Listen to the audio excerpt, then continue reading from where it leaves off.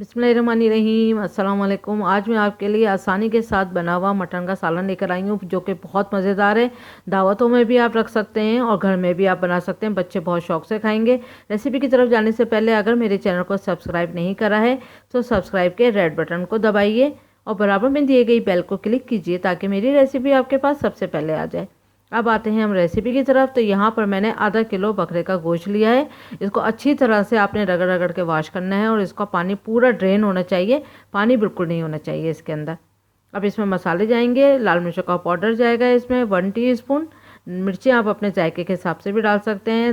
धनिया पाउडर जाएगा इसमें 2 टेबल स्पून और धनिया पाउडर ज़्यादा जाएगा इसमें। हल्दी पाउडर जाएगा 1 टीस्पून। कश्मीरी लाल मिर्चों का पाउडर जाएगा इसमें 1 टीस्पून। ये कलर के लिए यूज़ करेंगे कश्मीरी लाल मिर्च। अब सारे मसाले जो हैं हम गोश्त में डाल देंगे।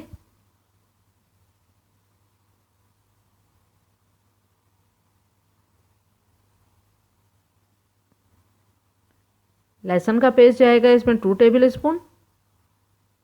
अदरक का पेस्ट जाएगा इसमें 2 टेबल स्पून। अदरक लहसुन अदरक का पेस्ट और धनिया पाउडर, ये दोनों तीनों चीज़ें जो हैं वो थोड़ी ज़्यादा जाएंगी। दही जाएगा इसमें 170 ग्राम। अब इसको अच्छी तरह से हमने मिक्स करना है। खूब अच्छी तरह जब ये मिक्स हो जाएगा फिर हम इसको आधे घंटे के लिए फ्रिज में रख देंगे। आधे घंटे जो है वो कम से कम वाला टाइम है, वरना इसको जब आप प्याज काटेंगे फिर उसको आप चॉपर में चॉप करेंगे फिर फ्राई करेंगे इतनी देर में तो अच्छा खासा टाइम हो ही जाएगा। लेकिन मैक्सिमम 30 मिनट के लिए फ्रिज में रखना बहुत ज़रूरी है। अब यहाँ पर टमाटर लिए हैं मैंने 4 अदद मीडियम साइज़ के। इसको चॉपर में चॉप करूँगी विदाउट पानी। इसी तरह से मैंने प्याज लिए 4 अदद मीडियम साइज़ की। आप देख सकते हैं दोनों चीज़ों को। तो मैं इसको भी चॉपर में चॉप करूँगी बिना पानी के। तो दोनों चीज़ें बिना पानी के अलग अलग चॉपर में चॉप कर लूँगी काट के। अब मैंने प्रेशर कुकर में बनाना है इसको, तो मैंने 5 टेबल स्पून कुकर में मैंने तेल डाला है। अब यहाँ पर तलहार मिर्च लिए मैंने लंबी वाली लाल मिर्च 2 अदद। दालचीनी की स्टिक जाएंगी 3 अदद। लौंगे जाएंगी 3 अदद।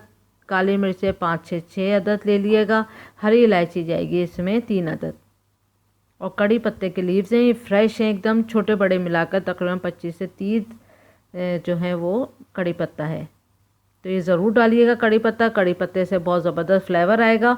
और ये खिलाने की आदत आप बच्चों को अभी से डालें। इसकी खुशबू इसका टेस्ट अभी से जब डेवलप होगा तो बच्चे बिल्कुल ची चू नहीं करेंगे ये खाने में। ये बहुत हेल्दी चीज़ होती है कड़ी पत्ता। अब इसमें ज़ीरा जाएगा 1 टीस्पून। चंद मिनट हमने इसको फ्राई करने के बाद फिर हमने इसमें ज़ीरा डाल दिया। अब हम इसमें प्याज डालेंगे, चॉपर में चॉप हुई हुई प्याज। लेकिन पानी इसमें बिल्कुल भी नहीं है। अब प्याज डालने के बाद हम इसमें सौंफ भी डाल देंगे, क्योंकि डायरेक्ट हमने तेल में सौंफ नहीं डालनी थी, हम प्याज डालने के बाद सौंफ डालेंगे इसमें। तो 1 टीस्पून हमने यहाँ पर सौंफ डाली है। तो सौंफ से जो है वो टेस्ट भी बड़ा अच्छा आता है और गोश्त में सौंफ अच्छी लगती है। तो ज़रूर डालें, ज़रूर ट्राई करें, बहुत आपको अच्छा लगेगा। अब प्याज को हमने इतना फ्राई करना है कि ये गुलाबी कलर की हो जाए। तो ये देख सकते हैं आप प्याज जो है वो फ्राई हो चुकी है अच्छी तरह से। अब हम इसमें गोश्त डाल देंगे। अभी आपको ऐसा लग रहा है कि बिल्कुल इसमें ऑयल नहीं है, लेकिन जब ये गोश्त जाएगा तो गोश्त का फ़ैट और दही का जो दही छोड़ेगा अपना ऑयल, तो वो सब मिला के बहुत अच्छा तीरा हो जाएगा। तो तेल जो है जितना बताया है उतना ही डालिएगा और आखिर में जाके वो तेल जो है वो बिल्कुल प्रॉपर उतरेगा। अब इसको हम भुनाई करेंगे, लेकिन अब इसमें हम टमाटर भी डाल देंगे। तो ये देखें टमाटर भी अच्छे से चॉप हुए हुए हैं और पानी इसमें बिल्कुल नहीं था, ना प्याज में ना ही टमाटर में। अभी थोड़ा सा हम इसको ढक देंगे, तकरीबन 3 से 4 मिनट के लिए ढक दें। थोड़ा सा कुकर का ढक्कन नहीं लगाएंगे, नॉर्मल ढक्कन को ऊपर से ढक देंगे ताकि थोड़ा सा ही टमाटर अपना पानी छोड़ेगा, दही भी। तो ये फिर उसकी हम भुनाई कर सकते हैं आराम से। तो 3 मिनट 4 मिनट गुजर चुके हैं। ये देखें पानी टमाटर ने भी छोड़ा, दही ने भी छोड़ा, तो अब इसकी भुनाई आराम से हो जाएगी। तो अब इसकी खूब भुनाई करेंगे।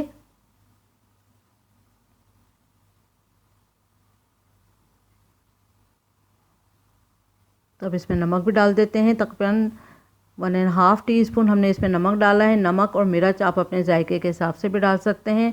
अब नमक डालने के बाद मैंने अच्छी खासी इसकी 6-7 मिनट तक खूब भुनाई करी है। इसकी इतनी भुनाई करें कि इसका ऑयल सेपरेट हो जाए। ये देखें आप, अच्छा कलर चेंज होता जा रहा है। देखें ऑयल सेपरेट हो चुका है। बस अब हम इसमें पानी डाल देंगे ताकि हम गोश्त गलाएंगे। कुकर का ढक्कन लगा के थोड़ा थोड़ा पानी करके डालें ताकि देख लें कि पानी बहुत ज़्यादा ना हो जाए। तो ये देखें अभी बहुत गाढ़ी है इसकी ग्रेवी, तो थोड़ा सा पानी अभी इसमें और जाएगा। तो बस इतना इनफ है पानी।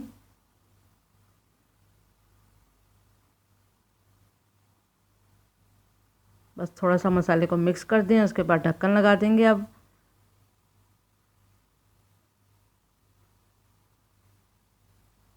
बस अब तकरीबन 4 विज़ल्स 4 सीटी तक इसको हम कुक करेंगे, क्योंकि 4 सीटी के बाद एकदम सॉफ्ट मलाई वाला गोश्त हो जाता है। तो हमें उसी तरह का गोश्त चाहिए, खड़ा हुआ गोश्त नहीं चाहिए। अब थोड़ा सा हमने चूल्हा बंद कर दिया था तो इसका प्रेशर ख़त्म हो गया है। अब इसको हम खोल देते हैं। देखें बिल्कुल रेडी है। अब इसमें हरा धनिया डालेंगे। तकरीबन मुट्ठी बराबर हमने हरा धनिया डाला, बारीक कटा हुआ। अब 3 से 4 हरी मिर्च डाल दें। ये देखें तीरा भी कितना अच्छा सा आ गया है। तो क्योंकि दही भी अपना ऑयल छोड़ता है और गोश्त होता है तो वो भी अपना फ़ैट छोड़ता है। तो सब मिला के जो है तीरा बेहतरीन हो जाता है जब गोश्त जो है वो अच्छा सॉफ्ट हो जाए। तो ज़रूर ट्राई करें ये रेसिपी। उम्मीद करती हूँ आपको ज़रूर पसंद आएगी। Thank you for watching. Like करें, सब्सक्राइब करें, शेयर करें। अल्लाह हाफिज़।